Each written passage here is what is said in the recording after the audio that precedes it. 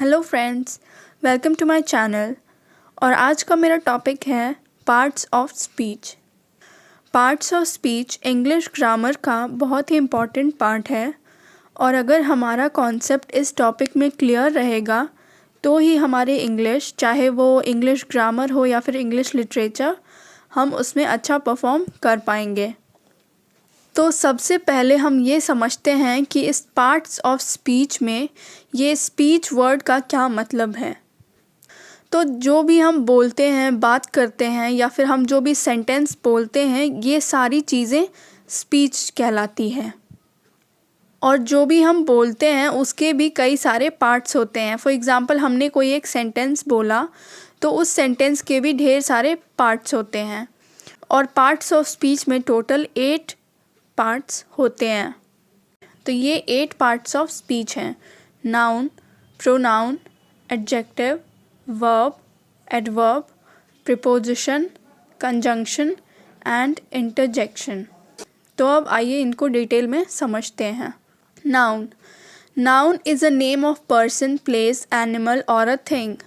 आपको ये रटना बिल्कुल भी नहीं है, मैं आपको इसका मतलब समझाती हूँ। किसी व्यक्ति का नाम, किसी जगह का नाम, किसी जानवर का नाम या किसी चीज़ का नाम, ये सारे नाम नाउन कहलाते हैं। तो कहीं भी अगर ये सारे नाम अगर किसी आपको सेंटेंस में मिलेंगे और आपको लिखना होगा कि इनमें से नाउन निकालिए, तो ये आदमी का नाम, जगह का नाम, जानवर का नाम या फिर किसी चीज़ का नाम, ये सारी चीज़ें नाउन कहलाएगी। फॉर एग्ज़ाम्पल, मोहित। मोहित क्या हो गया? किसी आदमी का नाम, पर्सन का नाम हो गया, ठीक है। प्रिया किसी लड़की का नाम, पर्सन का नाम। कानपुर ये हो गया प्लेस का नाम। बेंगलुरु प्लेस का नाम। ऑस्ट्रेलिया ये भी जगह है तो प्लेस का नाम। वॉच, पेंसिल, फैन ये सब चीज़ों के नाम हैं, थिंग के नाम हैं। और हॉर्स, एलिफेंट ये एनिमल्स के नाम हैं। तो ये सारी चीज़ें नाउन हैं। अब सेंटेंस में समझते हैं। Rahul is playing football. इस सेंटेंस में राहुल नाउन है, फुटबॉल भी नाउन है क्योंकि ये भी खेलने की चीज़ है। Sonia lives with her family. Sonia लड़की का नाम है, फैमिली भी नाउन है। Pronoun, words that are used in place of noun. Noun के प्लेस पे जो भी वर्ड्स यूज़ होते हैं उन्हें हम प्रोनाउन बोलते हैं। For example, I, you, he, she, it, they, this, who, somebody, etc. ये जो सारी चीज़ें हैं, इसके अलावा भी और होती है। ये सारी चीज़ें नाउन के बदले यूज़ होती है और ये सब प्रोनाउन कहलाते हैं। एग्जाम्पल से समझते हैं अब। Aman is absent because he is ill. Aman absent है क्योंकि वो बीमार है। तो अमन यहाँ पर ये नाउन हो गया, लेकिन इसी के लिए हमने ही का यूज़ किया तो ये ही प्रोनाउन हो गया। तो इसी सेंटेंस में एक नाउन भी है और एक प्रोनाउन भी है।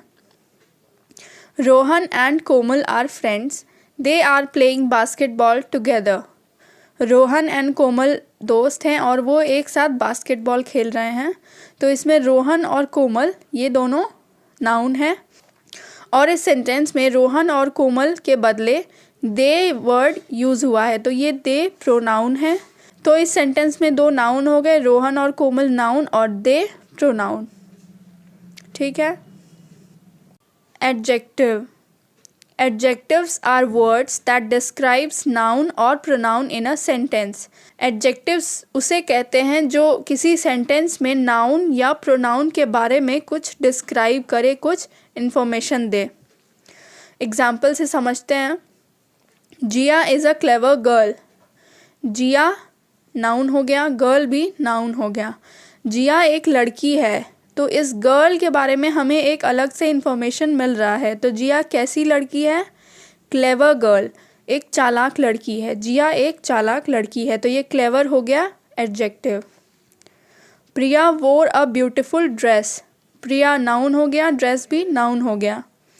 तो इस ड्रेस के बारे में हमको अलग से इन्फॉर्मेशन मिल रहा है। तो प्रिया ने ड्रेस पहनी, तो कैसी ड्रेस पहनी? Beautiful dress.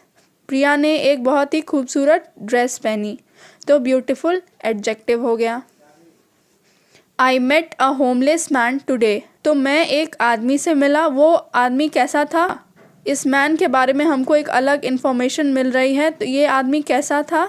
ये आदमी होमलेस था यानी बेघर, तो मैं आज एक बेघर इंसान से मिला। ठीक है। Verb, words that tells about the action और state of a being.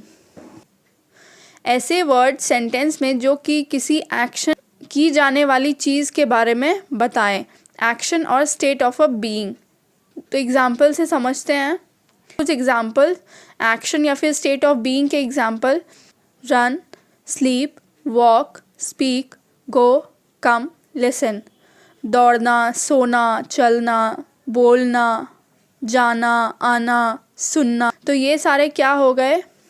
Action words हो गए। तो यही एक्शन हमको अगर किसी सेंटेंस में देखने को मिले तो वो वर्ब होगा। और वर्ब के कई सारे फॉर्म होते हैं, जैसे कि रन का run, ran, ran, sleep, slept, slept, speak, spoke, spoken. तो ऐसे ही वर्ब के 3 फॉर्म्स होते हैं। तो वो डिपेंड करता है सेंटेंस में कि वर्ब का कौन सा फॉर्म उस सेंटेंस में लगेगा। इसमें भी मैं वीडियो बनाने वाली हूँ, तो आप देखते रहिए। एग्जाम्पल से समझते हैं। The girl is singing a song, एक लड़की गाना गा रही है। तो यहाँ वर्ब गाना गा रही है, सिंगिंग गाना गा रही है, तो सिंगिंग हो गया verb. Birds fly in the air, पंछी हवा में उड़ते हैं, तो फ्लाई वर्ब हो गया। Adverb, words that modifies the meaning of verb, adjective और एडवर्ब। ऐसे वर्ड्स जो कि वर्ब या फिर एडजेक्टिव के बारे में कुछ इन्फॉर्म करे हमें, वो एडवर्ब कहलाते हैं। Words ending with ly are mostly adverb, और जितने भी वर्ड्स ly से एंड करते हैं वो मोस्टली, सारे नहीं होते, वो मोस्टली अधिकतर एडवर्ब होते हैं। ऐसे वर्ड्स जो कि ly से एंड करते हैं। एग्जाम्पल से समझते हैं। For example, clearly, sadly, slowly, ये सारे एडवर्ब हुए और सारे ly से एंड कर रहे हैं। मैंने ये नहीं कहा है कि सारे वर्ड्स जो कि ly से एंड करे वो ही एडवर्ब होते हैं। ly के अलावा भी ऐसे बहुत सारे वर्ड्स हैं जो कि एडवर्ब होते हैं। For example, Ram runs quickly, Ram दौड़ रहा है, लेकिन कैसे दौड़ रहा है? रन्स के बारे में, रन्स वर्ब है, तो वर्ब के बारे में हमको एक्स्ट्रा इन्फॉर्मेशन मिल रहा है। तो राम दौड़ रहा है, लेकिन कैसे दौड़ रहा है? क्विकली, तेज़ी से दौड़ रहा है, तो ये क्विकली एडवर्ब हो गया। शी सैंग ब्यूटिफुल्ली, उस लड़की ने गाना गाया, लेकिन कैसा गाया? सैंग यहाँ वर्ब है और इस वर्ब के बारे में हमको बताया जा रहा है। तो शी सैंग ब्यूटिफुल्ली, उसने बहुत खूबसूरती से गाना गाया। Preposition, words used before noun or pronoun that shows the place, time और direction। तो हमें प्रीपोजिशन वर्ड से ही पता चल रहा है कि इसमें पोजीशन लिखा हुआ है, तो प्रीपोजिशन नाउन या प्रोनाउन के पहले यूज़ होता है, जिससे कि हमें ये पता चलता है उसका प्लेस, वो कहाँ पर रखा हुआ है, टाइम या फिर डायरेक्शन पता चलता है। Examples: in, on, at, from, over, into, between, behind, etcetera. तो ये सारी चीज़ें प्रीपोजिशन होती हैं। ये सारी चीज़ें हमें प्लेस, टाइम या डायरेक्शन के बारे में बताती हैं। अब सेंटेंस से समझते हैं। She was hiding under the table, वो लड़की टेबल के नीचे, अंडर हो गया नीचे, तो हमको पता चल रहा है ये कहाँ छुपी हुई थी? टेबल के नीचे, तो ये अंडर प्रीपोजिशन हो गया। ही ड्रोव ओवर द ब्रिज, उसने गाड़ी ब्रिज के ऊपर से चलाई, तो यहाँ ओवर प्रीपोजिशन हो गया। ठीक है। Conjunction, words that joins two और मोर वर्ड्स, सेंटेंसेस और फ्रेजेस। हम कंजंक्शन ऐसे वर्ड्स को बोलते हैं जो 2 शब्दों को या 2 सेंटेंसेस या फ्रेजेस को जोड़ने का काम करते हैं। एग्जाम्पल्स हैं इसके कुछ: एंड, बट, और, बिकॉज, येट, स्टिल। ये सारे वर्ड्स जो हैं ये सब सेंटेंसेस को जोड़ने का काम करते हैं, इसीलिए कंजंक्शन कहलाते हैं।